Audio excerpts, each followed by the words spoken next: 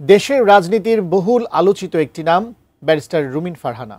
বেশ কয়েকদিন ধরে তাকে নিয়ে বিভিন্ন মাধ্যমে চলছে নানা আলোচনা সমালোচনা। সামাজিক মাধ্যমে রীতিমতো সাইবার বুলিংয়েরও শিকার হচ্ছেন তিনি। এমন পরিস্থিতিতে তার পাশে দাঁড়িয়েছেন সাবেক সংসদ সদস্য গোলাম মাওলা রনি। পাশাপাশি তিনি বিএনপির রাজনীতি নিয়েও দিয়েছেন বেশ চাঞ্চল্যকর তথ্য। আরও জানাচ্ছেন সহকর্মী শাহাদাত রিফাত। নারী যখন ব্রেইনি হয়, মানে বিউটি উইথ ব্রেইন, তখন এটা পুরুষের জন্য ভীষণ রকম একটা অস্বস্তিকর বিষয় হয়ে পড়ে, বিশেষ করে পুরুষতান্ত্রিক সমাজে। আওয়ামী লীগ সরকার ক্ষমতা থাকাকালীন সময়ে যে কজন ব্যক্তি বিভিন্ন টকশো কিংবা অনুষ্ঠানে বিএনপির পক্ষে কথা বলেছেন, তাদের মধ্যে অন্যতম ব্যারিস্টার রুমিন ফারহানা ও গোলাম মাওলা রনি। রুমিন ফারহানাকে কি বিএনপি ওন করছে, বা রুমিন ফারহানা কি এখনো বিএনপিকে ওন করেন? এটা কিন্তু অনেক বিরাট একটি প্রশ্ন। গণঅভ্যুত্থান পরবর্তী সময়ে আরও বেশি সোচ্চার এই দুই আলোচক সামাজিক যোগাযোগ মাধ্যমের পাশাপাশি বিভিন্ন অনুষ্ঠানে তাদের নিয়মিত যুক্তিতর্কে মনক্ষুণ্ণ হন অনেকে বিরোধী রাজনৈতিক দলের ব্যক্তিরা। সবাই আমাদের দেশে কি হয়, তুলু তুলু পুতু পুতু এই ধরনের মেয়েদের পছন্দ করে।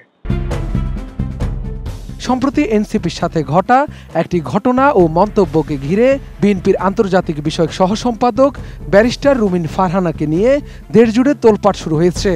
সামাজিক মাধ্যমে নানাভাবে আক্রমণের শিকার হচ্ছেন সাবেক এই মহিলা সাংসদ। দলের অভ্যন্তরেও তাকে নিয়ে দেখা দিয়েছে নানা মতপার্থক্য। এমন পরিস্থিতিতে ব্যারিস্টার রুমিন ফারহানার পাশে দাঁড়িয়েছেন সাবেক সংসদ সদস্য গোলাম মাওলা রনি। বিএনপির এই মহিলা নেত্রীকে বিউটি উইথ ব্রেইন বলেও অভিহিত করেন তিনি। একই সঙ্গে বিএনপির ভেতরে সংকট ও নীরবতার দিকেও ইঙ্গিত করেছেন এই আলোচক।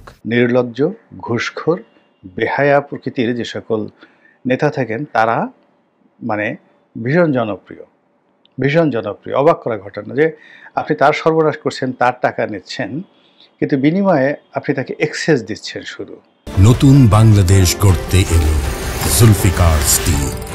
জুলফিকার স্টিল, ইস্পাত দৃঢ় অঙ্গীকার।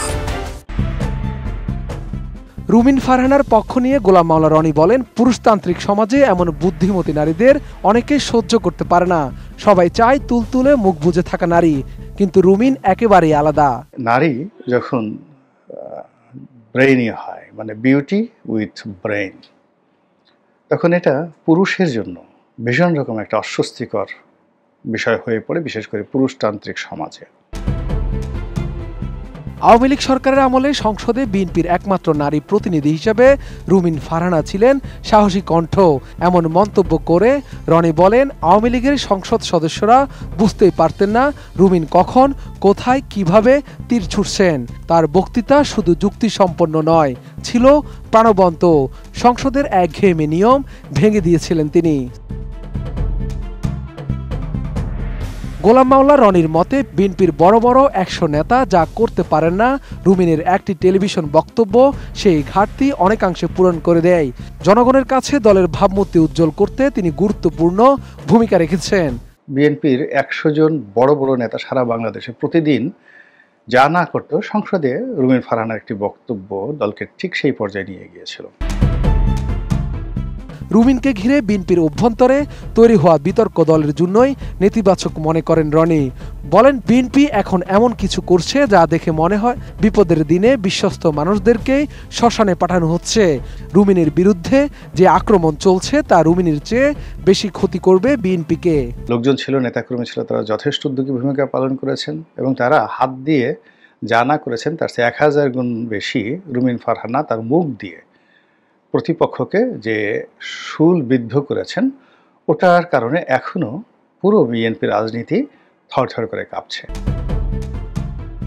রনি অভিযোগ করেন, বিভিন্ন জেলায় দলের ত্যাগী নেতাকর্মীদের প্রার্থী মনোনয়ন থেকে সরিয়ে নতুনদের জায়গা করে দেওয়ার চেষ্টা হচ্ছে।